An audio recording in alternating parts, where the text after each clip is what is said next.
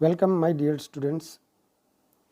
સ્થિત વિદ્યુત સ્થિતિમાન અને કેપેસિટન્સ સેશન 6 કે જેમાં આપણે ઇલેક્ટ્રિક પોટેન્શિયલ અને ઇલેક્ટ્રિક પોટેન્શિયલ એનર્જીને લગતા જે ન્યુમેરિકલ્સ આપણે ભણ્યા એને આપણે પાર્ટ 2માં કમ્પ્લીટ કરીએ. તો એક્સરસાઇઝનો પ્રોબ્લેમ છે 2.14, જે ખૂબ જ ક્રિટિકલ પ્રોબ્લેમ છે. તો આને તમારે લખીને 2-3 વખત લખીને એને બરાબર લર્ન કરવો. 4 માર્કનો આ ક્વેશ્ચન છે. 1.5 માઇક્રોકુલમ અને 2.5 માઇક્રોકુલમ વિદ્યુતભાર ધરાવતા બે નાના ગોળાઓ એકબીજાથી 30 સેન્ટીમીટર અંતરે રહેલા છે. તો નીચેના સ્થાનોએ સ્થિતિમાન અને વિદ્યુત ક્ષેત્ર શોધો. પહેલું છે બે વિદ્યુતભારોને જોડતી રેખાના મધ્ય બિંદુએ, અને બીજું છે આ રેખાના મધ્ય બિંદુમાંથી પસાર થતી અને રેખાને લંબ સમતલમાં મધ્ય બિંદુથી 10 સેન્ટીમીટર અંતર આવેલા બિંદુએ. ચાલો, તો સૌથી પહેલાં વિદ્યુતભાર Q1 1.5 માઇક્રોકુલમ, Q2 2.5 માઇક્રોકુલમ, અને બંને વચ્ચેનું અંતર 30 સેન્ટીમીટર. મધ્ય બિંદુ O કીધું હોવાથી બંને વિદ્યુતભારોથી Oનું અંતર R1 અને R2 15 સેન્ટીમીટર થાય, જેને આપણે R2 લખીએ તો પણ વાંધો નથી. બીજું, બંને ધન વીજભારો છે, તો ધનનું ક્ષેત્ર પોતાનાથી દૂર, ધનનું ક્ષેત્ર પોતાનાથી દૂર. તો સ્વાભાવિક છે કે Q2નું મૂલ્ય Q1 કરતાં વધારે છે, આથી વેક્ટર E2નું મૂલ્ય વેક્ટર E1 કરતાં વધારે હશે. આથી પરિણામી ક્ષેત્ર એ B થી Aની તરફ, એટલે કે 1.5 માઇક્રોકુલમના વિદ્યુતભાર તરફ આપણને મળશે. તો અહીં સ્પષ્ટ છે કે Q2 ગ્રેટર દેન Q1 હોવાથી O બિંદુએ પરિણામી વિદ્યુત ક્ષેત્રનું મૂલ્ય EO E2 માઇનસ E1 થશે. મતલબ કે KQ2 upon R2 square minus KQ1 upon R1 square, K upon R square બહાર લઈ લે, કારણ કે R1 બરાબર R2 is equal two R છે 15 સેન્ટીમીટર. તો Q2 માઇનસ Q1. ચાલો, Q2 માઇનસ Q1 તો 2.5 ઇન્ટુ 10⁻⁻6, 1.5 ઇન્ટુ 10⁻⁻6, તો મેં 10⁻⁻6ને કોમન લીધા છે. બાકીની જરૂરી કિંમતો મૂકીએ તો E0 EO 4 ઇન્ટુ 10⁵ ન્યૂટન પર કુલમ મળશે. આથી vector EO is equal two 4 into 10⁵ newton પર કુલમ. અને કઈ દિશામાં? તો આપણે હમણાં જ જોયું કે 1.5 માઇક્રોકુલમ વિદ્યુત ભારના તરફ. હવે O બિંદુએ વિદ્યુત સ્થિતિમાન VO, તો VO is equal to KQ1 by R1 plus KQ2 by R2. તો O બિંદુ પાસેનું પરિણામી ક્ષેત્ર આપણે ગણવું હોય તો પરિણામી સ્થિતિમાન ગણવું હોય તો Q1નું સ્થિતિમાન, Q2નું સ્થિતિમાન, KQ1 upon R1 plus KQ2 upon R2. અને આના પરિણામ સ્વરૂપ આપણને K અને Rની કિંમતો મૂકીશું તો તમને VO is equal two 2.4 into 10⁵ volt મળશે. આ જ રીતે P બિંદુએ વિદ્યુત ક્ષેત્ર વેક્ટર EP શોધવાનું છે. તો P બિંદુ ક્યાં છે? તો કે ડાયપોલ નથી, માફ કરજો, બે વિદ્યુત ભારોને જોડતા રેખાખંડના લંબ દ્વિભાજક, આ જે લંબ દ્વિભાજક છે એમાં O બિંદુથી 10 સેન્ટીમીટર અંતર આવેલા બિંદુ પર, તો કે લંબ દ્વિભાજક પરનું, આ બે વિદ્યુત ભારોને જોડતા રેખાખંડના લંબ દ્વિભાજક પરનું 10 સેન્ટીમીટર અંતર આવેલા બિંદુએ તમારે પરિણામી ક્ષેત્ર અને સ્થિતિમાન શોધવાનું છે. હવે Pનું આપણે બંને વિદ્યુત ભારોથી અંતર ગણીએ તો Q1 થી અંતર R1, Q2 થી અંતર R2, અને સરખું જ હશે. કેમ? કારણ કે કોના પરનું બિંદુ છે? તો કે એ લંબ દ્વિભાજક પરનું બિંદુ છે. લંબ દ્વિભાજક પરના બિંદુનું રેખાખંડના અંત્ય બિંદુઓથી અંતર સરખું જ હોય. ચલો, આ 15 સેન્ટીમીટર, આ 10 સેન્ટીમીટર, અને કાટકોણ ત્રિકોણ છે. તેથી R1 is equal two √ 15 square 225 plus 10 square 100 √325 approximately equal to 18 centimetre. કારણ કે 324નું સ્ક્વેર રૂટ વર્ગમૂળ 18 સેન્ટીમીટર થાય. તો સિમિલરલી R2 પણ શું આવશે? 18 સેન્ટીમીટર. ખાસ ધ્યાન એ બાબતનું આપો કે Q1નું ક્ષેત્ર પોતાનાથી દૂર, Q2નું ક્ષેત્ર પોતાનાથી દૂર. હવે તમે જુદા જુદા પ્રકાશનોમાં આની મેથડ જોશો ને તો તમને આ દાખલા પરથી પ્રેમ ઉઠી જશે. તો મારે આ તમારો પ્રેમ જાળવી રાખવો છે. અને જ્યારે પણ આવા સદીશોનો આવે ને ગણિત, ત્યારે હું હંમેશા ઘટકો પાડવાનું જ સલાહ આપું છું, કારણ કે એમાં બુદ્ધિ બહુ વાપરવાની નથી હોતી. ફક્ત મૂલ્ય શોધવાનું, ખૂણો શોધવાનો. મૂલ્ય અને ખૂણા તમારી પાસે હોય તો ઘટકો પાડીને તમે સહેલાઈથી પરિણામી સદિશ મેળવી શકો. તો એ હેતુથી મેં આ ખૂણાને થીટા લીધો તો આ પણ થીટા થાય, આ ખૂણાને થીટા લીધો તો આ પણ થીટા થાય. તમે આવું પણ વિચારી શકો, આને થીટા લઈ લો તો આ થીટા થશે, આને થીટા લઈ લો તો આ પણ થીટા થશે. જો અહીંયા થીટા હશે તો આ ખૂણો થીટા મળશે. કોઈ પણ તમે લઈ શકો છો. મારામાં ફક્ત આટલો ફરક આવશે કે ભાઈ મારો જેની સાથે ખૂણો બનાવે તે ઘટક કોસ, તો મારો વાય ઘટક કોસ થશે અને એક્સ ઘટક સાઇન થશે. જેની સાથે ખૂણો બનાવે તે ઘટક કોસ, તો વાય ઘટક કોસ થશે, એક્સ ઘટક સાઇન થશે. હવે તમે જોઈ શકો કે E2નો એક્સ ઘટક ઋણ આવશે, E1નો એક્સ ઘટક ધન આવશે. હા, બંનેના વાય ઘટકો તો ધન જ આવવાના છે. બીજું, સાઇન થીટાની વેલ્યુ તમે મૂકશો ત્યારે ત્રિકોણ કામ લાગશે. સાઇન થીટા 15/18 અને કોસ થીટા 10/18. તો ઘણું ઇઝી થઈ જશે. તમે આની મેથડ જુદા જુદા પ્રકાશનોમાં જોઈ શકશો. તો ચાલો પહેલાં આપણે એક કામ કરીએ, બંનેના મૂલ્યો શોધી કાઢીએ. તો Q1 વિદ્યુતભારને લીધે P બિંદુએ વિદ્યુત ક્ષેત્રનું મૂલ્ય E1 = KQ1/R², 9 × 10⁹ Q1ની વેલ્યુ R². સાદુરૂપ આપતા E1નું મૂલ્ય 4.167 × 10⁵ ન્યૂટન પર કુલમ મળશે. આ જ રીતે Q2 વિદ્યુતભારને લીધે P બિંદુએ વિદ્યુત ક્ષેત્ર મૂલ્ય E2 KQ2/R², 9 × 10⁹ × 2.5 × 10⁻⁶ divided by 0.18². તો 694.4 × 10⁻³ ન્યૂટન પર કુલમ. ચાલો, તો E2નું મૂલ્ય શું આવશે? 6.944 10⁵ ન્યૂટન પર કુલમ. હવે મારે યામાક્ષ પદ્ધતિ કોઈ આપી નથી તો મારે લેવી જ, કારણ કે E1 અને E2 જ્યાંથી મેં બતાવ્યા છે તેને જો ઉગમ બિંદુ લઈ લો, એટલે P બિંદુને યામાક્ષ પદ્ધતિનું ઉગમ બિંદુ ગણી લો, તો વેક્ટર E1 પ્રથમ ચરણમાં, વેક્ટર E2 બીજા ચરણમાં મળશે. તો આમ જ્યારે પણ તમે યામાક્ષ પદ્ધતિ પસંદ કરો તો ચેપ્ટર 1માં મેં કીધું જ છે કે તમારે લખવું પડશે કે હવે P બિંદુને યામાક્ષ પદ્ધતિના ઉગમ બિંદુ તરીકે લેતા P બિંદુ એ પરિણામી વિદ્યુત ક્ષેત્રનો સદિશ, એટલે vector E1 + vector E2. Vector E1, ચાલો એના ઘટકો, તો વેક્ટર E1 એનો એક્સ ઘટક સાઇન થશે, કારણ કે ખૂણો વાય અક્ષ સાથે બનાવે છે. તો E1 sin θi cap plus E1 cos θ j cap. Similarly E2નો પણ વાય એક્સ ઘટક સાઇન થશે, તો -E2 sin θi cap plus E2 cos θ j cap. તો આ રીતે તમે ઘટકો પાડશો. આઈ કેપ વાળા ઘટકોના અલગ, જે કેપ વાળા ઘટકોના અલગ. તો E1 - E2, તો મૂલ્યોની તમે બાદબાકી કરશો તો -2.777 × 10⁵ આવશે. અને સાઇન થીટા તમે હમણાં જ કીધું 15/18. E1 + E2, તો બંનેના મૂલ્યોનો સરવાળો કરશો અને cos θ 10/18. ચાલો, તો આ આપણા વિદ્યુત ક્ષેત્રનો સદિશ મળ્યો. હવે મારે સદિશ પરથી મૂલ્ય શોધવાનું છે, તો વર્ગમૂળમાં 10⁵નું મૂલ્ય તો 10⁵ જ રહેશે. તો વર્ગમૂળમાં ઘટકોના વર્ગોના સરવાળાનું આ વર્ગમૂળ થઈ ગયું. તો સાદુરૂપ આપણે આપીએ તો 6.592 × 10⁵ ન્યૂટન પર કુલમ. મિત્રો, દિશા. હવે આ દિશા કેવી રીતે શોધાય? તો તમે જોઈ શકો છો એક્સ ઘટક ઋણ વાય ઘટક ધન, એટલે કે વેક્ટર EP બીજા ચરણનો સદિશ થશે. અને ધારો કે એને ઋણ એક્સ અક્ષ સાથે બનાવેલો ખૂણો આલ્ફા છે. એના એક્સ ઘટકનું મૂલ્ય જોજો, 2. આ લંબાઈ આપણે, હું બાયોલોજીવાળા માટે આ મેથડ હંમેશા પ્રિફર કરું છું, કારણ કે એમણે નહીંતર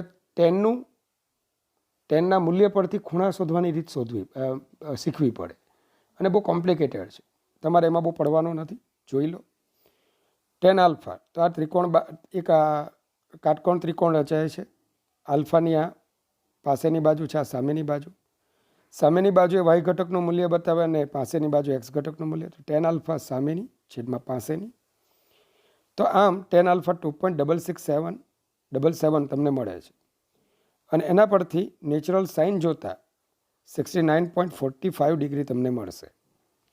હવે P બિંદુએ વિદ્યુત સ્થિતિમાન, તો Q1નું સ્થિતિમાન, Q2નું સ્થિતિમાન KQ1/R + KQ2/R, તો K/R in the bracket Q1 + Q2. સાદું રૂપ તમે આપો તો VP = 2 × 10⁵ વોલ્ટ તમને મળશે. તો વિદ્યાર્થી મિત્રો 10 મિનિટનો આ દાખલો હતો. લખતા 4 માર્કમાં પૂછાય. 8 મિનિટમાં તમારો કમ્પ્લીટ થઈ જવો જોઈએ. બરાબર, 1 માર્ક માટે આપણે 2 મિનિટ આપીએ તો 8 મિનિટમાં આ દાખલો તમારો કમ્પ્લીટ થઈ જ જવો જોઈએ. એમ તો હું જૂના સિલેબસ વખતે એમ કહેતો કે ભાઈ 5 મિનિટમાં દાખલો, કોઈ પણ દાખલો 5 મિનિટમાં પૂરો થવો જોઈએ. એટલી પ્રેક્ટિસ કરો. ચાલો, રેખીય વિદ્યુતભાર ઘનતા લેમડા ધરાવતો એક લાંબો નળાકાર એક પોલા સમઅક્ષીય સુવાહક નળાકાર વડે ઘેરાયેલ છે. 2 નળાકારની વચ્ચેના અવકાશમાં વિદ્યુત ક્ષેત્ર કેટલું? તો આવો એક નળાકાર છે જેની પર વિદ્યુતભાર નું પૃષ્ઠ ઘનતા આપેલી છે. તમે વિચારશો કે સર એકચ્યુઅલી અહીંયા તો રેખીય ઘનતા આપેલી છે. તમે વિચારશો સર અહીંયા તો પૃષ્ઠ ઘનતા હોવી જોઈએ. પણ વાલા વિદ્યાર્થી મિત્રો, ઘણી વખત નળાકારના વિદ્યુતભારને આ રીતે પણ રજૂ કરે છે, લંબાઈ દ્વારા. એટલે બહુ ટેન્શનમાં નહીં આવતા. એમણે જે આપ્યું છે તેને આપણે સંદર્ભમાં લેવાનું. એમણે એકમ લંબાઈ દીઠ વિદ્યુતભારને લેમડા વડે બતાવ્યો છે. અને એમ પણ જ્યારે મેં તમને ગૌસના એક્સ્ટ્રા ઉપયોગો ભણાવેલા, ટેક્સ્ટબુકમાં 3 જ હતા પણ મેં તમને 3 બીજા ભણાવેલા. અને ત્યારે મેં કીધેલું કે જેમ ગોળા માટે બાણના બિંદુએ ક્ષેત્ર શોધતી વખતે બધો જ વીજભાર એના કેન્દ્ર પર સંકેન્દ્રિત થયેલો ગણવામાં આવે, તેમ નળાકારને લીધે, અતિ લાંબા નળાકારને લીધે એની બહારના વિસ્તારમાં વિદ્યુત ક્ષેત્ર ગણતી વખતે એનો બધો જ વીજભાર જાણે કે તેની અક્ષ પર સંકેન્દ્રિત થયેલો છે તેમ ગણવામાં આવે છે. ફરી પાછું બોલું? સારું. અતિ લાંબા નળાકાર કવચ કે ગમે તેવો નળાકાર કે ભાઈ જેમાં કદ વિતરણ થયું હોય, તો અતિ લાંબા સમાન વિદ્યુતભારિત નળાકારને લીધે નળાકારની બહારના બિંદુએ વિદ્યુત ક્ષેત્ર ગણતી વખતે નળાકારમાંનો બધો જ વીજભાર, ભલે એ સપાટી પર હોય કે આખા કદમાં હોય, બધો જ વીજભાર જાણે કે તેની અક્ષ પર સંકેન્દ્રિત થયેલો છે તેમ ગણી શકાય. અને આવા સંજોગોમાં તમે પૃષ્ઠ વિતરણ કે કદ વિતરણને તમે રેખીય વિતરણ પણ ગણી શકશો. બહુ ઇમ્પોર્ટન્ટ વસ્તુ મેં કીધી છે તમને. ચાલો, તો આપણે પણ એવું નથી કરતા. અત્યારે આપણે અતિ લાંબા, આ જે બ્લુ જે છે તે અતિ લાંબો નળાકાર છે, એની સાથે સમઅક્ષીય એવો બીજો એક નળાકાર છે, અને 2 નળાકાર વચ્ચેનો અવકાશ, મતલબ કે નાના નળાકારની બહારના બિંદુએ તમારે શું શોધવાનું છે? વિદ્યુત ક્ષેત્ર. તો એકચ્યુઅલી આ પહેલા ચેપ્ટરનો દાખલો છે. તો આપણે એક કામ કરીએ.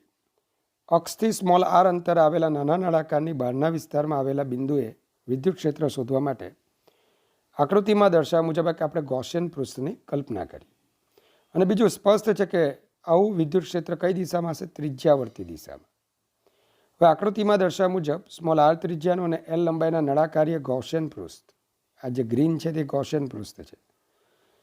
એના માટે ગૌસના નિયમ પરથી phi = integration over close surface vector E dot vector ds = q/ε0.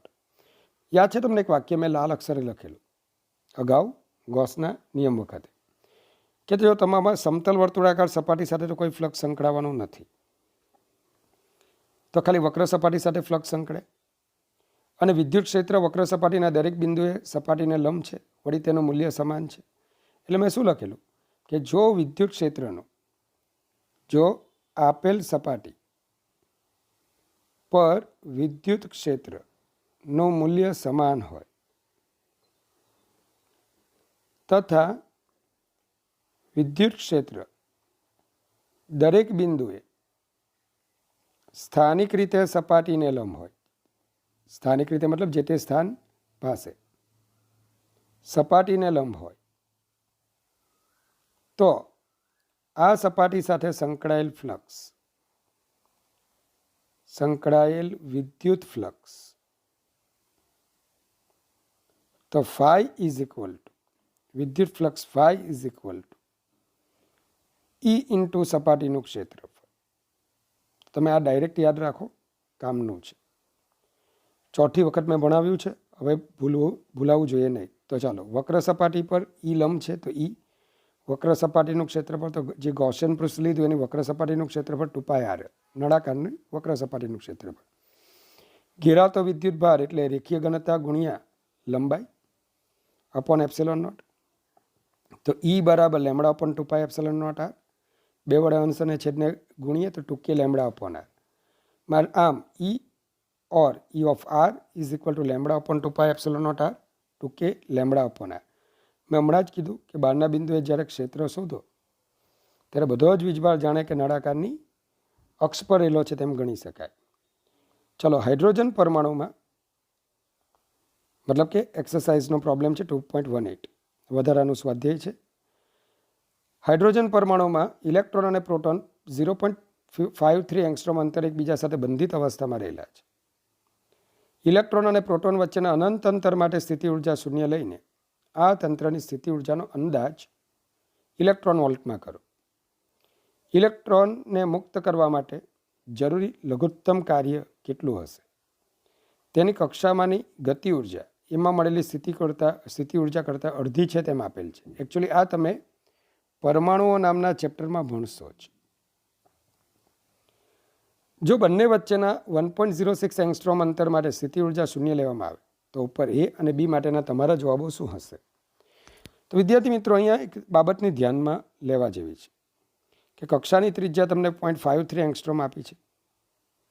0.53 × 10⁻⁻10 metre. એટલે એકચ્યુઅલી શું છે તો કે આ આપણું ન્યુક્લિયસ છે, અહીંયા ઇલેક્ટ્રોન છે. તમને કોઈ એમ પૂછે ઇલેક્ટ્રોન ક્યાંથી આવ્યો તો એડ્રેસ આપવાનું અનંતનું. તો અનંત અંતરેથી ઇલેક્ટ્રોન જ્યારે અહીંયા આવે છે, કોના ક્ષેત્રમાં આવે છે? પ્લસ ઈ વિદ્યુત ભારિત ન્યુક્લિયસના ક્ષેત્રમાં, કારણ કે હાઇડ્રોજન પરમાણુ છે. કેટલા અંતર આવે છે? ત્રિજ્યા જેટલા અંતરે. તો એ તંત્રની સ્થિતિ ઉર્જા કેટલી? તો જ્યારે અનંત અંતરના સંદર્ભમાં આપણે ભણેલા તો આપણે આવું ભણતા હતા કે Q1 Q2 divided by R. Clear? તો ઇલેક્ટ્રોનને અનંત અંતરેથી આપણે ન્યુક્લિયસથી R જેટલા અંતરે લાવવા માટે કરવું પડતું કાર્ય એટલે જ તે બે વિદ્યુત ભારોના તંત્રની વિદ્યુત સ્થિતિ ઉર્જા. ચાલો, કક્ષાની ત્રિજ્યા એટલે કે બે વિદ્યુત ભારો વચ્ચેનું અંતર આપ્યું છે. તો U બરાબર કે Q1 Q2 અપોન R. સ્થિતિ ઉર્જા સ્થિતિમાન કે કાર્યનું સૂત્ર હોય વીજભારને ચિહ્ન સહિત લખવાનું. પ્રોટોન માટે 1.6 × 10⁻⁹ અને ઇલેક્ટ્રોન માટે -1.6 × 10⁻⁹ ડિવાઇડેડ બાય R. ચલો, U તમને -43.47 10⁻⁻ જૂલ મળે. હવે તમને ખબર છે કે એક ઇલેક્ટ્રોન વોલ્ટ 1.6 × 10⁻⁹ જૂલ. તો જૂલને ઇલેક્ટ્રોન વોલ્ટમાં ફેરવવા હોય તો 1.6 × 10⁻⁹ વડે ભાગો તો -27.16 ઇલેક્ટ્રોન વોલ્ટ. એટલે કે U is approximately equal to -27.2 electron volt મળશે. હવે ઇલેક્ટ્રોનની કક્ષામાંની ગતિ ઉર્જા, તો તમે જો રકમ વાંચી હોય ને તો તમને એમ કીધેલું છે કે ઇલેક્ટ્રોનની કક્ષામાંની સ્થિતિ ઉર્જા બરાબર ગતિ ઉર્જા એ સ્થિતિ ઉર્જા કરતાં અડધી છે. હવે ગતિ ઉર્જા હંમેશા ધન જ હોય. અને થોડું તમને એડવાન્સ સમજાવું કે સ્થિતિ ઉર્જા ઋણ મળે છે જે બતાવે છે કે બંધનમાં છે. બરાબર? ગતિ ઉર્જા કોઈ દિવસ ઋણ ના આવે, કારણ કે ગતિ ઉર્જા K બરાબર ½ mv². એ ઓલવેઝ ધન જ હોય, ક્યારેય ઋણ ના આવે. દળ ધન, ઝડપનો વર્ગ ધન, તો એ ધન જ આવશે. એટલે આપણે શું કરીશું? K બરાબર ½ માનાંકમાં U જે આપણને આપેલું છે, સ્થિતિ ઉર્જા કરતાં ગતિ ઉર્જા અડધી છે. અને આપણે સાબિત પણ કરીશું. એકચ્યુઅલી તમે સાબિત કરીને આવ્યા છો ક્યાં ખબર? ક્યાં કરીને આવ્યા યાદ કરો? ગુરુત્વાકર્ષણ. ક્યાં? ઉપગ્રહની તમે ગતિ ઉર્જા x લીધેલી, હા ને? સ્થિતિ ઉર્જા -2x આવેલી. તો કુલ ઉર્જા K + U -x હતી. આ ઉપગ્રહ માટે આવ્યું ને તે જ ઇલેક્ટ્રોન માટે. ભગવાને બહુ સુંદર ફિઝિક્સ બનાવ્યું છે કે જે મોટા મોટા ઉપગ્રહોને જે લાગુ પડે તેને સૂક્ષ્મ કણ એવા ઇલેક્ટ્રોન માટે પણ એ જ સિદ્ધાંત લાગુ પડે. તો આ કુલ ઉર્જા ઋણ આવે એની બંધન ઉર્જા કહેવાય. એ પણ તમે સમજેલા. ચલો, હું વધારે ડિસ્કશન નથી કરતો, મૂળ દાખલા પણ આવો તો K = 13.6 ઇલેક્ટ્રોન વોલ્ટ. આથી ઇલેક્ટ્રોનની કક્ષામાં કુલ ઉર્જા E = K + U 13.6 - 27.2 -13.6 electron volt. અહીં કુલ ઉર્જા ઋણ મળે છે જે દર્શાવે છે કે આ ઉર્જા ઇલેક્ટ્રોનની બંધન ઉર્જા છે. હવે જો ઇલેક્ટ્રોનને ફરી પાછો તમારે અનંત અંતરે મોકલવો હોય તો અનંત અંતરે જો ઇલેક્ટ્રોનને મોકલીએ તો અનંત અંતરે સ્થિર ઇલેક્ટ્રોનની ઉર્જા 0 થાય. કુલ ઉર્જા સ્થિર ઇલેક્ટ્રોન. અનંત અંતરે જો ઇલેક્ટ્રોન સ્થિર હોય તો એની કુલ ઉર્જા 0 થાય, કારણ કે અનંત અંતરે સ્થિતિ ઉર્જા 0 આપણે લીધેલી છે. તમને જો યાદ હોય થિયરી ભણ્યા હો પહેલું જ સેશન આ ચેપ્ટરનું, તમે એમ કીધું છે કે ભાઈ જે સ્થિતિ ઉર્જાની વ્યાખ્યામાં જ એવું છે કે બળ ક્ષેત્રમાં રહેલો પદાર્થ પોતાના સ્થાનને લીધે જે ઉર્જા ધરાવે તેને સ્થિતિ ઉર્જા કહેવાય. અનંત અંતરે કોઈ ક્ષેત્ર જ નથી. આ રીતે આપણે સ્થિતિ ઉર્જાને કેવી ગણીએ છીએ? તો અનંત અંતરે જ્યાં કોઈ ક્ષેત્ર જ નથી તો ત્યાં સ્થિતિ ઉર્જા આપણે લઈએ છીએ 0. ચાલો, તો આમ હું તમને એમ કહેવા માગું છું, બરાબર ધ્યાન આપજો, અનંત અંતરે સ્થિતિ ઉર્જા 0 છે. ગતિ ઉર્જાને આપણે જો સ્થિર ઇલેક્ટ્રોન હોય તો 0 થાય. એટલે જો બંધનમાંથી મુક્ત થવું હોય ને તો એને મિનિમમમાં મિનિમમ કેટલી ઉર્જા જોઈએ કે જે એની કુલ ઉર્જા 0 બનાવે. હા, આ વખતે અનંત અંતરે જઈને કેવો થઈ જશે? સ્થિર. હા, વધારે ઉર્જા આપશો, બંધન ઉર્જા કરતાં વધારે ઉર્જા આપશો તો અનંત અંતરે જઈને પણ સ્થિર નહીં થશે, ગતિમાં રહેશે. તો આ કન્સેપ્ટને આપણે જુઓ, એટલે મેં અંડરલાઇન કરી છે કે મુક્ત ઇલેક્ટ્રોન ધ્યાન આપજો ની લઘુત્તમ ઉર્જા 0 હોવાથી આપેલ ઇલેક્ટ્રોનને મુક્ત કરવા માટે જરૂરી લઘુત્તમ કાર્ય તો 0 માઇનસ 13.6 ઇલેક્ટ્રોન, તો 13.6 ઇલેક્ટ્રોન વોલ્ટ થશે. ચલો, અહીં R1 ઇઝ ઇક્વલ ટુ શું આપ્યું છે? 1.06 એંગસ્ટ્રોમ. R1 શું આપ્યું છે? 1.06 એંગસ્ટ્રોમ. ચેક કરજો કે બંને વચ્ચેના 1.06 એંગસ્ટ્રોમ અંતર માટે સ્થિતિ ઉર્જા 0 લેવામાં આવે છે.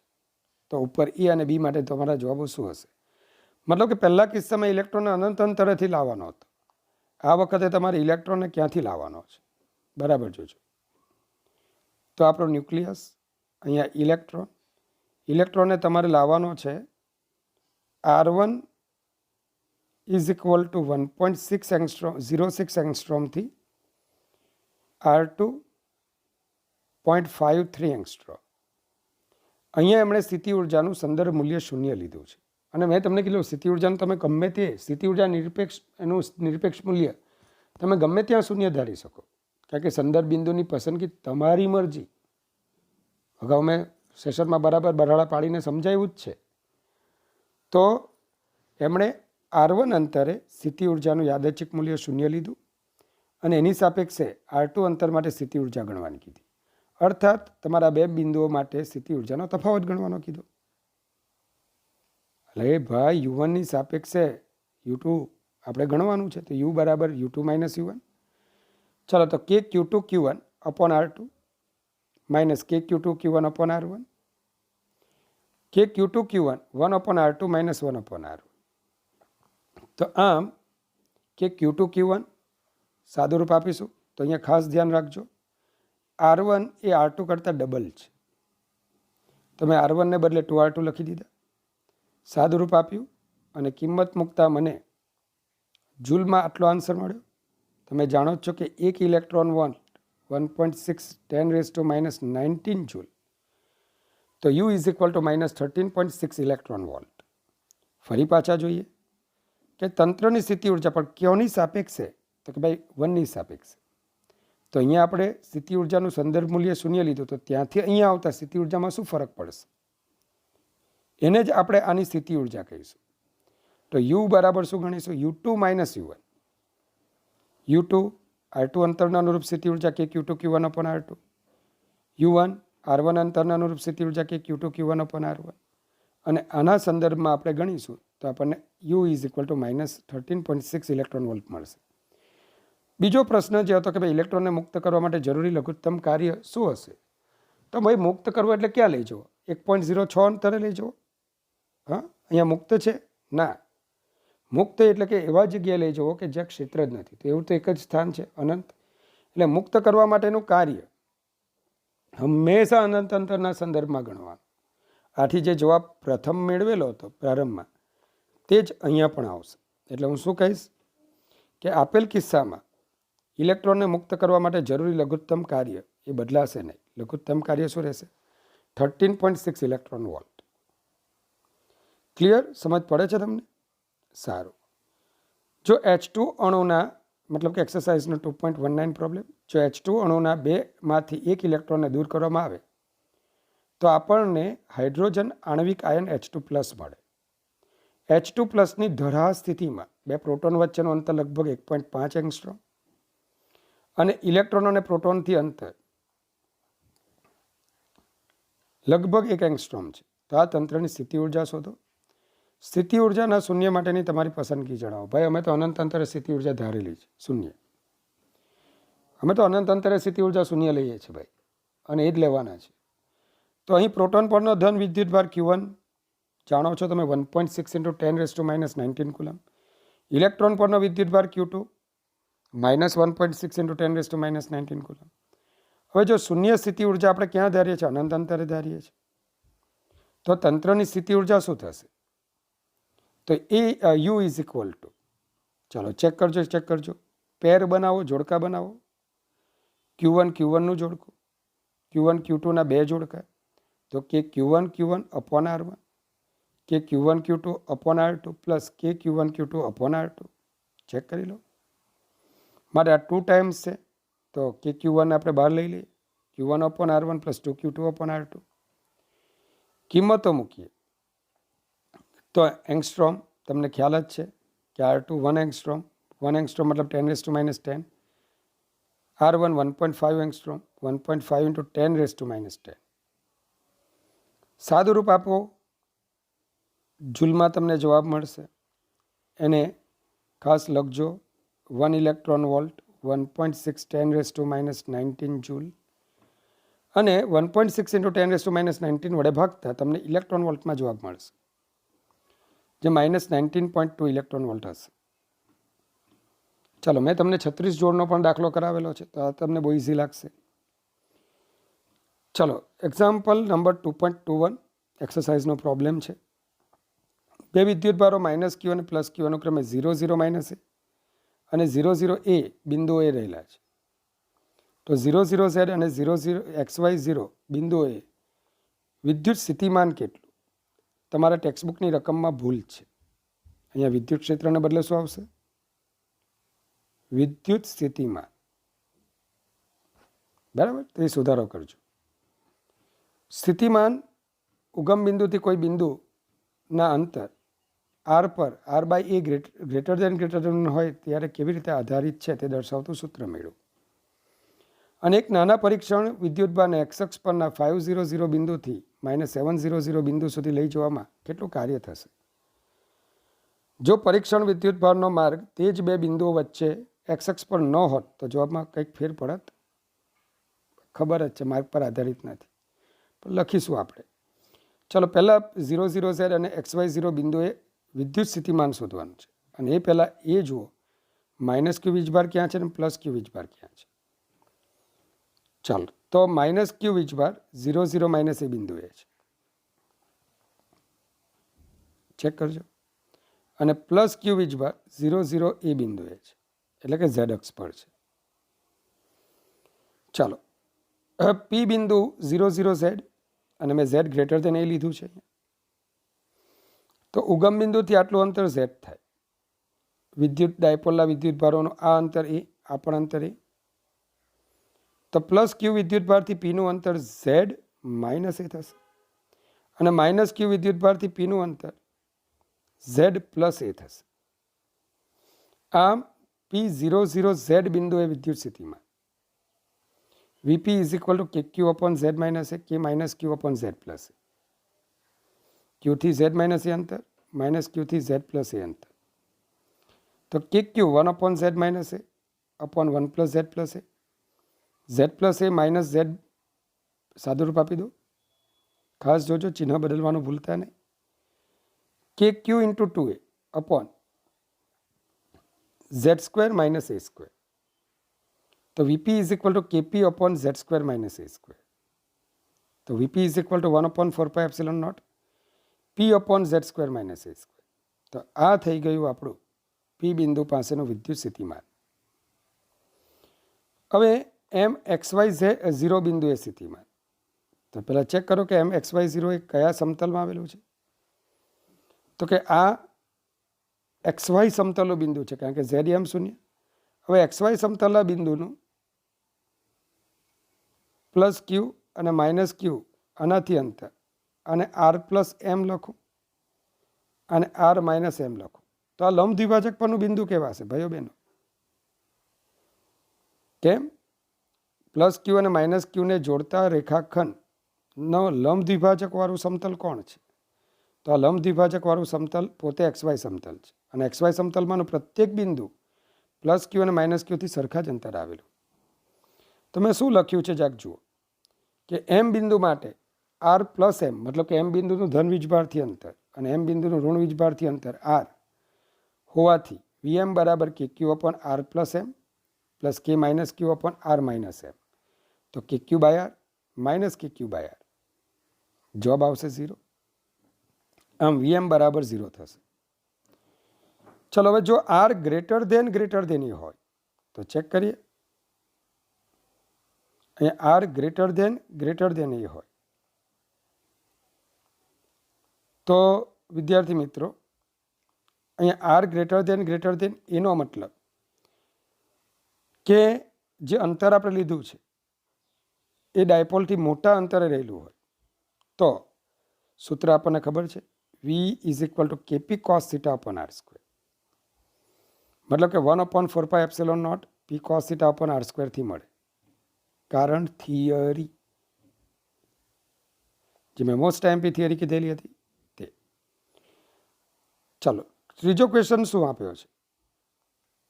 તો એક નાના પરીક્ષણ વિદ્યુતભારને x અક્ષ પર 500 બિંદુથી -700 બિંદુ સુધી લઈ જવામાં કેટલું કાર્ય થશે? તો તમે વિચારો 500 x અક્ષ પર -700 x અક્ષ પર x અક્ષના પ્લસ ક્યુ માઇનસ ક્યુ થી અંતરો સરખા, તો x અક્ષ પરના આ બિંદુનું સ્થિતિમાન પણ શૂન્ય. એરોને જોજો.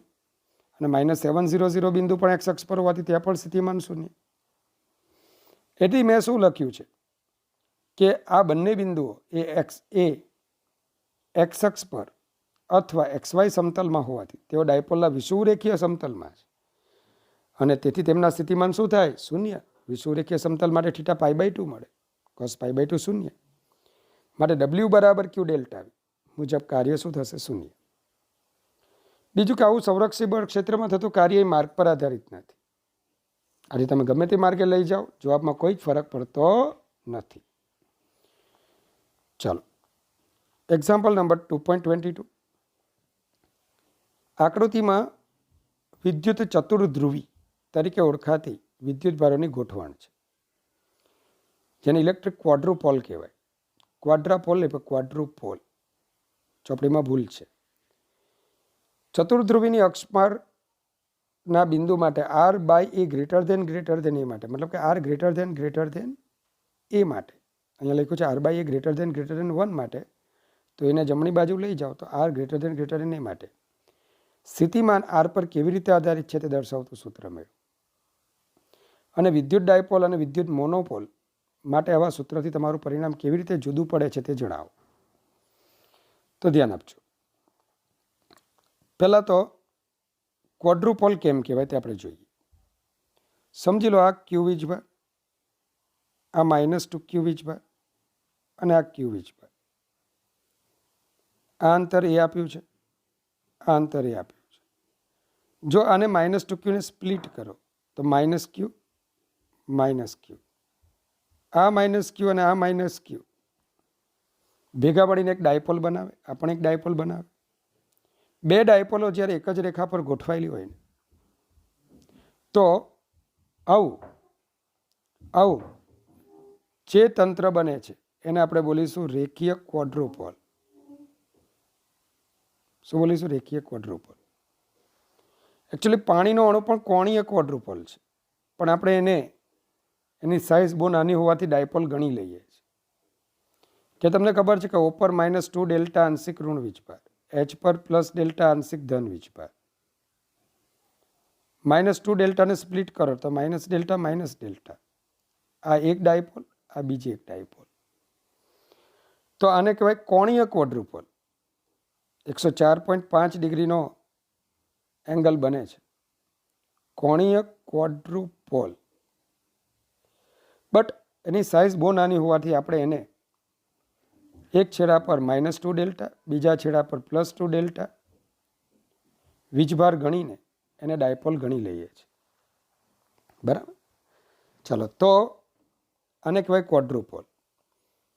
તો હવે અહીંયા કરવાનું કંઈ નથી, બહુ ઇઝી દાખલો છે.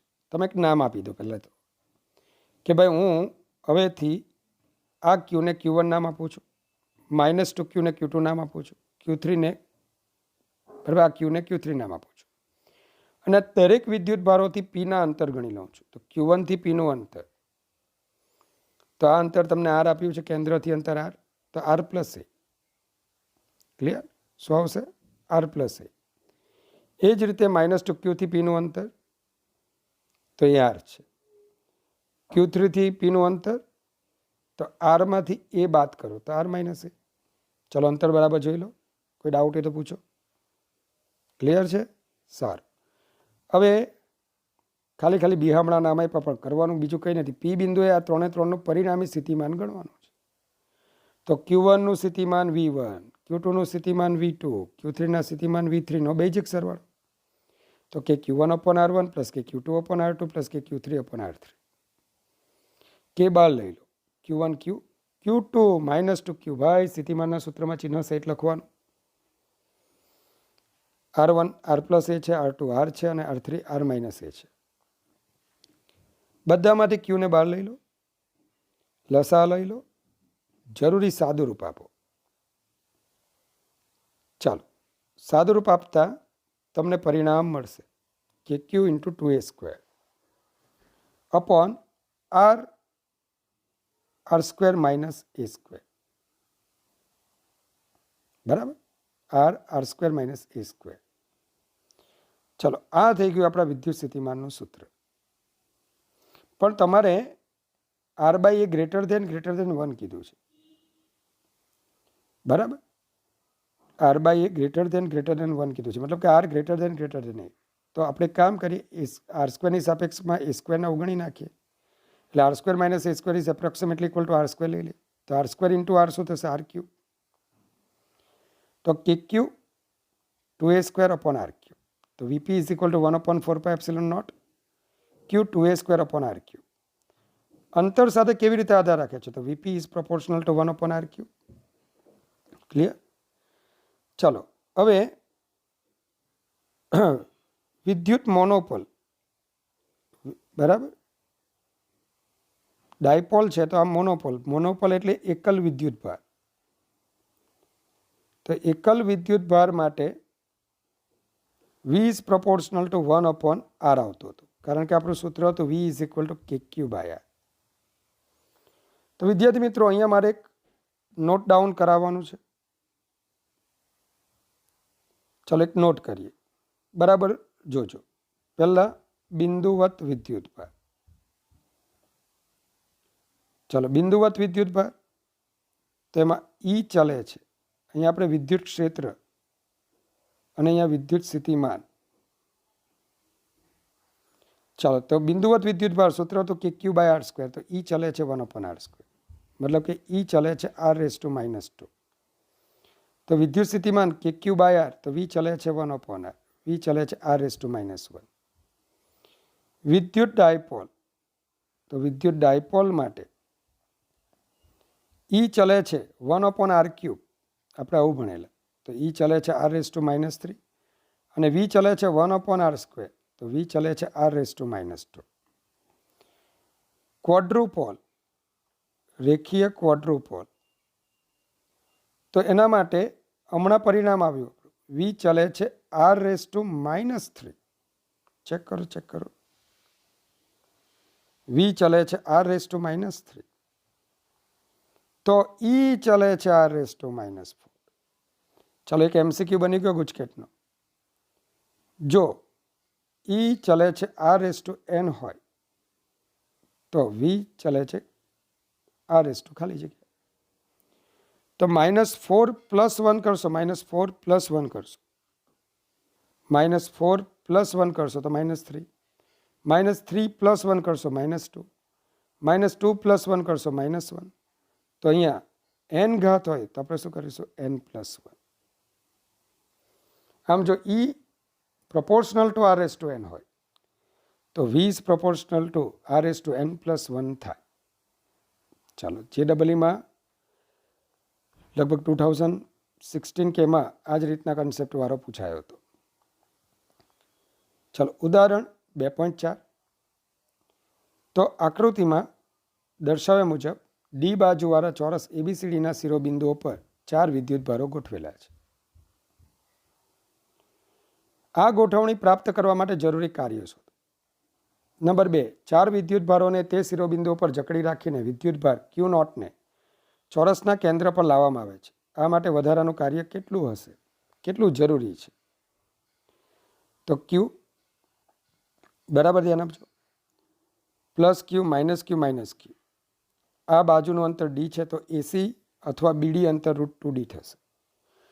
હવે કોઈ પણ વિદ્યુતભાર તંત્ર તૈયાર કરવા માટે તેના ઘટક વિદ્યુતભારોને અનંત અંતરેથી લાવવું પડે છે. આ માટે તમે કાર્ય કરો છો અને કાર્ય એ તંત્રમાં વિદ્યુત સ્થિતિ ઉર્જા સ્વરૂપે સંગ્રહાય છે. તો એનો મતલબ કે તમારી પાસે 4 વિદ્યુતભારો છે. ચાલો આવો જોડકા બનાવીએ. આપણા નહીં, વિદ્યુતભારોના. શું બનાવવાના છે? જોડકા. તમારા હજી વાર છે, બરાબર? તો ધ્યાન આપજો. તો જોડકા બનાવીએ આપણે. 4 વિદ્યુતભારો છે. મેં શું ભણાવેલું? 4 વિદ્યુતભારોમાંથી 2 વિદ્યુતભારોના જોડકા બનાવવા હોય તો 4 4 - 1 / 2 6 જોડ બનશે. બરાબર? જો 36 જોડવાળા દાખલામાં મેં સૂત્ર કરાવેલું છે. તો કે અહીં આપેલ વિદ્યુતભાર તંત્ર તૈયાર કરવા માટે થતું કાર્ય એ તંત્રની વિદ્યુત સ્થિતિ ઉર્જા બરાબર હોય છે. હવે આપેલ વિદ્યુતભાર તંત્રમાં કુલ 6 જોડ વિચારી શકાય. આથી માગેલ કાર્ય W બરાબર તંત્રની વિદ્યુત સ્થિતિ ઉર્જા. ચાલો જોડ વિચારો. તો AB જેવી કેટલી છે? 1 2 3 4. હવે તમને થશે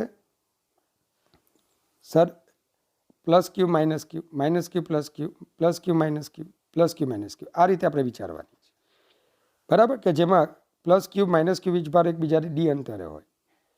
તો AB જેવી 4 જોડ, અને એમ કહું AC જેવી પણ 2 જોડ છે. કેમ ખબર? જે એસીની સ્થિતિ ઉર્જા છે તો +Q +Q Q² જ આવશે. અરે ભાઈ, K +Q × +Q Q².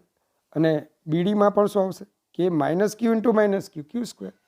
એથી મેં AC જોડ અને BD જોડને સરખી જ લઈ લીધી છે. એટલે શું લખ્યું છે? 2 × AC. ચાલ સ્થિતિ ઉર્જાનું સૂત્ર આવડે ને? 4 K ને બદલે 1/4πε0 Q1 Q2/R. તો +Q -Q/D. 2 1/4πε0 +Q × +Q. મને માફ કરજો, +Q × +Q. બરાબર? અપોન શું આવશે? તો +Q × +Q Q² અપોન, અથવા તમે -Q -Q લખશો તો પણ એ જ આવશે ભાઈઓ બહેનો, અપોન √2D. ચાલો હું માઇનસના ચિહ્ન સાથે બહાર કાઢું છું. તો હવે આ પરિણામ પ્લસ થઈ જશે, 4 બાકી રહેશે. અને 2/√2 તો √2 અહીંયા વધશે, આગળ માઇનસ આવી જશે. બરાબર? ધ્યાન આપજો. હવે બીજો ક્વેશ્ચન વાંચો તો શું કીધું છે કે 4 વિદ્યુતભારોને તે શિરોબિંદુઓ પર જકડી રાખીને Q0 ને ચોરસના કેન્દ્ર પર લાવવામાં આવે છે. તો માટે વધારાનું કેટલું કાર્ય જરૂરી? કેમ જકડી રાખવાના કીધા? કે આવેલો વિદ્યુતભાર મોટો હોય તો આ બિચારા ભાગી જશે અથવા ચોંટી જશે. બરાબર? આ લાકડ સાહેબ તો ચોંટે જ નહીં. તો ધ્યાન આપજો. આથી હું એમ કહું છું તમને કે 4ને પકડી રાખો અને અહીંયા કોને લાવો? Q0 વિદ્યુતભાર. તો પહેલામાં પહેલું સ્ટેપ શું કે આ 4 - 4નું અહીંયા સ્થિતિમાન કેટલું તે ગણી કાઢો. હવે અહીંયાનું સ્થિતિમાન ધારો કે તમને V મળી ગયું. તો સ્થિતિમાન એટલે એકમ ધન વીજભાર માટેનું કાર્ય. તો Q0 માટેનું કાર્ય કેટલું? તો કે Q0 × V. અરે પણ 4 - 4ના કેન્દ્રથી અંતર સરખા. તો કેન્દ્ર પર 4 - 4નું સ્થિતિમાન શું આવશે? 0. જેટલું ધન સ્થિતિમાન એટલું જ ઋણ, પરિણામી સ્થિતિમાન 0. આથી હું એમ કહીશ કે ચોરસના કેન્દ્ર E પર વિદ્યુત સ્થિતિમાન V = 0 હોવાથી ક્યુ નોટ વિદ્યુતભારને ઈ પાસે લાવતા કરવું પડતું કાર્ય ડબલ્યુ બરાબર ક્યુ નોટ વી થશે અને તેથી ડબલ્યુ બરાબર 0 થાય. ચાલો તો ઉદાહરણ 2.5 -9 સેન્ટીમીટર 00 9 સેન્ટીમીટર 00 સ્થાનોએ રહેલા બે વિદ્યુતભારો અનુક્રમે 7 માઇક્રોકુલમ અને -2 માઇક્રોકુલમના તંત્રની બાહ્ય ક્ષેત્ર વિના સ્થિતિ ઉર્જા શોધો. સરસ. બાહ્ય ક્ષેત્ર વિના સ્થિતિ ઉર્જા એટલે પહેલાં Q1 ને લાવો તો Q1 માટે કોઈ કાર્ય નથી કારણ કે કોઈ ક્ષેત્ર નથી. પછી Q2 ને લાવો, Q2 આવશે કોની હાજરીમાં આવશે? Q1 ના ક્ષેત્રમાં. તો એમના તંત્રની સ્થિતિ ઉર્જા એટલે કે Q1 Q2 અપોન બંને વચ્ચેનું અંતર. બરાબર. સારું, આ તો અમને આવડે છે. ચલો જોઈ લો. Q1 -2 માઇક્રોકુલમ ક્યાં રહેલો છે? Z અક્ષના માફ કરજો આપણો અહીંયા આ X અક્ષ છે, આ આપણો Y અક્ષ છે અને આ આપણો Z અક્ષ છે. અને માફ કરજો. ચાલો તો A 900 B -900 સેન્ટીમીટર પર છે. તો Q1 -2 માઇક્રોકુલમ, Q2 7 માઇક્રોકુલમ. ચાલો બંને વચ્ચેનું અંતર, તો આ અંતર 9 અને આ 9 18 એટલે બંને વચ્ચેનું અંતર R1 to 18 સેન્ટીમીટર. તો તંત્રની વિદ્યુત સ્થિતિ ઉર્જા યુ કે Q1 Q2 અપોન R12 સાદુરૂપ આપી દો, ચિહ્ન સહિત કિંમત મૂકો તો યુ -0.7 જૂલ થશે. હવેનો ક્વેશ્ચન બહુ જોરદાર છે. આ બે વિદ્યુતભારોને એકબીજાથી અનંત અંતર સુધી જુદા પાડવા માટે કેટલું કાર્ય હશે? તો અનંત અંતરે જુદા પાડવા છે તો આ અત્યારે બંને સ્થિર છે તો ગતિ ઉર્જા કેવી એમની? 0. તો કુલ ઉર્જા કેટલી? -0.7 જૂલ. કુલ ઉર્જા જેટલી જ જો અનંત અંતરે મારે એમને સ્થિર કરી નાખવા હોય તો કુલ ઉર્જા જેટલી જ પ્લસ ઉર્જા તંત્રને આપવી પડે. તો ધ્યાન આપજો, અનંત અંતરે આપણી સ્થિતિ ઉર્જા શૂન્ય થાય છે અને સ્થિર કરવા છે ગતિ ઉર્જા શૂન્ય. તો એ બંને વિદ્યુતભારો અનંત અંતર હોય ત્યારે તેમના તંત્રની સ્થિતિ ઉર્જા શૂન્ય થશે. આથી જે સ્થિતિ ઉર્જામાં ફેરફાર થવાનો એટલું જ કાર્ય કરવું પડશે. તો delta you is equal two UF minus UI 0 -0.7 આ જ આપણી UI છે. તો W is equal two 0.7 joule. વિદ્યાર્થી મિત્રો નંબર સી, ધારો કે આ વિદ્યુતભાર તંત્રને બાહ્ય વિદ્યુત ક્ષેત્રમાં મૂકવામાં આવે છે. હવે ખાસ ધ્યાન આપજો, ક્ષેત્ર E બરાબર A/R² મુજબ બદલાય છે. જ્યાં એ તમને આપેલો છે 9 × 10⁵ newton coulomb inverse metre square. તો આ તંત્રની વિદ્યુત સ્થિતિ ઉર્જા કેટલી હશે? તો મારા વાલા વિદ્યાર્થી મિત્રો, ક્ષેત્ર તમને એ રીતે બદલાતું આપેલું છે. હવે આ વખતે Q1 એને લાવીશું તો એના માટે પણ કાર્ય કરવું પડશે. અને Q1 માટેનું કાર્ય શું આવશે? તો Q1 × A બિંદુ પાસેનું સ્થિતિમાન VA. ત્યાર પછી Q2 ને લાવીશું તો એને પણ બાહ્ય ક્ષેત્રમાં લાવતા QV2 જેટલું કાર્ય કરવું પડશે. સાથે સાથે બંનેના તંત્રને Q2 કોની હાજરીમાં આવે છે? Q1 ની હાજરીમાં આવે છે. એટલે આટલું કાર્ય તો કરવાનું જ છે. આપણે નહીં ખબર પડી હોય તો ફરી પાછા Q1 Q2 બહાર છે એમ ધારી લો. હવે અહીંયા ક્ષેત્ર છે જ તો Q1 કોની હાજરીમાં આવે છે? બાહ્ય ક્ષેત્રની હાજરીમાં. કયા બિંદુ આવે છે? એ બિંદુ પાસે. તો Q1 માટેનું કાર્ય Q અને એ બિંદુ પાસેનું સ્થિતિમાન. હવે ત્યાર પછી Q2 ને લાવો તો Q2 ક્યાં બિંદુ આવે છે? B બિંદુ પાસે, બાહ્ય ક્ષેત્રમાં આવે છે. તો QV2 જેટલું કાર્ય કરવું પડશે. આ ઉપરાંત Q2 Q1 ની હાજરીમાં પણ આવે છે તો આટલું પણ કાર્ય કરવું પડશે. તો બરાબર જોજો. તો કે હવે E બરાબર A/R². તમારે V શોધવું પડશે. તો હમણાં જ મેં સમજાવ્યું કે E ચલે છે R⁴ તો V ચલે છે R⁴n + E/V કરશો શું આવશે? 1/R આવશે. બોલજો. માટે E ઇઝ ઇક્વલ ટુ શું આવશે? V/R. ચાલો તો A is equal two E બરાબર આપણને A/R² આપેલા છે તો V is equal two A/R. માટે V અથવા V ઓફ R A/R થાય. માટે આપેલ તંત્રની બાહ્ય વિદ્યુત ક્ષેત્રમાંની સ્થિતિ ઉર્જા તો પહેલાં Q1 ને લાવો R1 અંતરે, Q2 ને લાવો R2 અંતરે. તો Q1 માટે Q1 V of R1, Q2 માટે Q2 V ઓફ R2 અને પછી એકબીજાના તો સંઘાતમાં આવે જ છે કે Q1 Q2 અપોન R12. ચાલો જરૂરી કિંમત આમાં મૂકો. A/R તો એની વેલ્યુ આપેલી છે. R1 ની કિંમત 9 × 10⁻². બરાબર. આના માટે E/R2 કિંમત મૂકો તો સાદુરૂપ આપતા તમને 49.3 જૂલ મળશે. તો વિદ્યાર્થી મિત્રો, સરસ દાખલા છે આ બધા. તો આ રીતે આપણા પહેલા પાર્ટના ન્યુમેરિકલ્સ પૂરા થયા. હજુ 2-3 ક્વેશ્ચન પ્રકારના ન્યુમેરિકલ્સ છે, પણ એની અંદર એડિશનલ ટોપિક પણ આવે છે અને તેથી કરીને મેં એને અત્યારે ધ્યાનમાં લીધા નથી. તો આશા રાખું આ સેશન તમને ગમ્યું હશે. ગમે તો લાઈક કરજો, જેથી મને કામ કરવાનો ઉત્સાહ વધે. તમારી લાઈક એ તમારા દ્વારા અમને મળતા આશીર્વાદ છે. તો આવા આશીર્વાદ તમારી અંતરાત્માથી અમને આપજો કે જેથી અમને પણ મહેનત કરવામાં આનંદ આવે. બરાબર. અને કંઈ ભૂલચૂક હોય તો એ મને જણાવજો.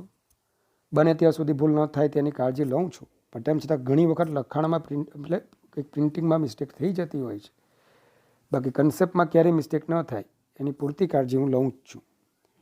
ચાલો, તો ભગવાન તમને ખૂબ મહેનત કરવાની શક્તિ આપે, ખૂબ સારા આશીર્વાદ આપે. તો goodbye, take care, God bless you ઇન્ફાઇનાઇટલી.